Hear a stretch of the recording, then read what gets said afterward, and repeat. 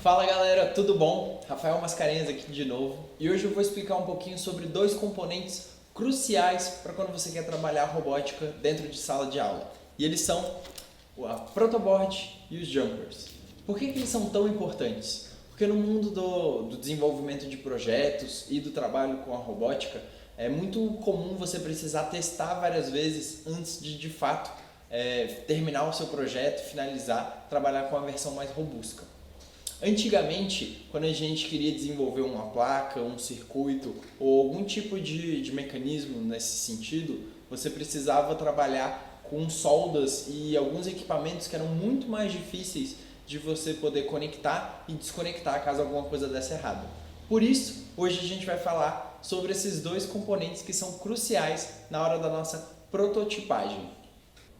A protoboard é esse componente que aparece aqui na tela para vocês, que é super importante justamente porque, como o nome fala, ela é uma placa, uma board de prototipagem.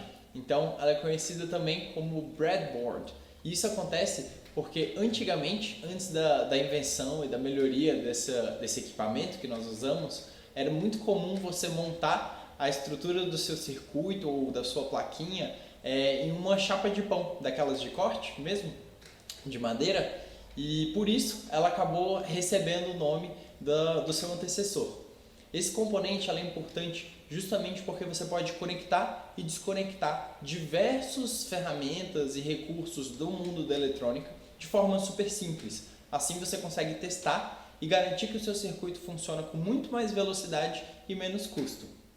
E para fazer essas conexões é necessário usar os jumpers, que são esses componentes que aparecem aqui, que nada mais são do que fios cujas pontas são rígidas, ou seja, elas são adaptadas para fazer a conexão tanto na placa Arduino quanto na protoboard. O funcionamento da protoboard é super didático. Cada coluna é conectada por uma fina trilha de metal. Isso significa que quando você conecta os componentes em cada um dos furinhos de uma mesma coluna, seria um processo análogo a você soldar dois fios, ou seja, você liga eles eletricamente.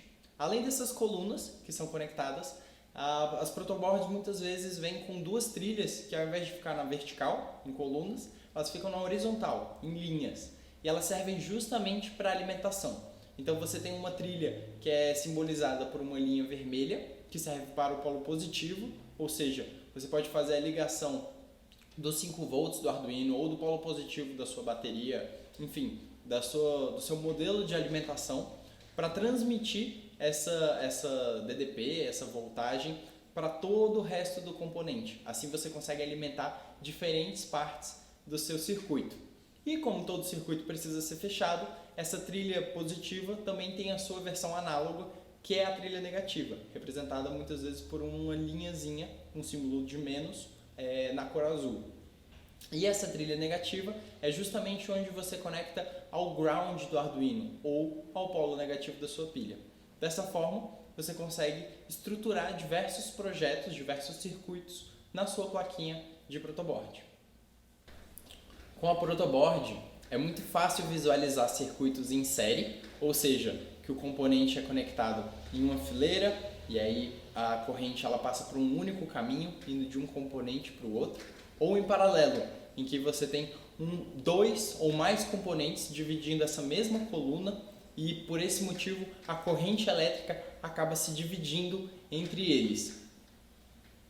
E por último, é sempre bom falar que quando estamos discutindo sobre jumpers, é importante ter algumas informações em mente. A primeira é que esse material é dividido em 3 classificações, dependendo do tipo de ponta rígida que eles têm em suas extremidades. Ou seja, ele pode ser macho-macho, em que ele tem uma pontinha proeminente, para fora rígida, ou ele pode ser fêmea-fêmea, em que ele tem uma conexão que é um furinho para poder ser conectado, para ser ligado. Além desses dois modelos, existe também o jumper macho-fêmea, que tem um tipo de cada uma das conexões. Outro ponto importante é falar sobre o código de cores desses fios. Para você manter o seu circuito organizado e conseguir saber exatamente no que você está trabalhando, é importante você saber que todo fio positivo, ou seja, toda alimentação positiva do seu circuito, é anotado por padrão pela cor vermelha e toda alimentação negativa, ou melhor, todo polo negativo, ground 0 volts, é representado pela cor preta dos fios. Os outros sinais, se você está conectando um motor, se você está usando um sensor, ou se você está ligando, desligando, recebendo informações de portas, são representados pelas outras cores. E aí fica a critério do esquematizador do circuito, se ele quer usar verde para um sensor específico, ou se ele prefere, ao invés de dividir por componente, dividir por tipo de entrada ou saída de dados. Mas o crucial é saber que as alimentações têm que estar bem definidas para você não causar possíveis curtos-circuitos no seu projeto. Essa é a dica que eu tenho para hoje. Espero que tenha sido útil e que vocês possam desenvolver diversos tipos de aplicações com a Protoboard e os Jumpers. Até mais!